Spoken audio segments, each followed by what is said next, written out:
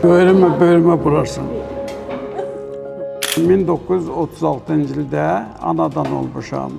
Bu il inşallah avqustun 1-də 90 yaşım tamam olur. Ömrümün böyük hissəsini hərbiyə, qalan hissəsini isə təhsilə həsr etmişəm. Moskvada Ali Partiya məktəbini qurtarmışam. Təqaüdə çıxandan sonra uzun müddət təhsildə işlədim.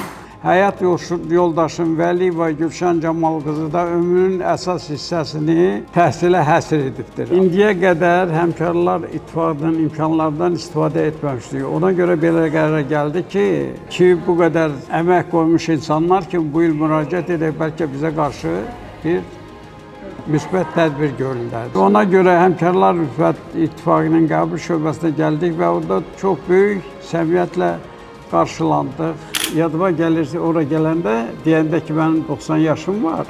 Elə bil ki, sizin hamınız doğmalaşdınız mənimlə. Bizim onlayn növbəyə götürdülər. Hal-hazırda Günəşli sanatoriyasında istirahət edirik, böyük qayğı görürük. Gələndə elə bil biz bir neçə gündə bu kollektivlə doğmalaşdıq. Mən hətta şeir yazmışam, hazır olanda Allah qoysa göndərərəm. Həmkarlar İttifaqının rəhbərliyinə, kollektivinə böyük minnətdarlığımı edirəm. Bir də vədiz oldum ki, Azərbaycanlara, yaşlılara, qocalara qarşı böyük hörmət var.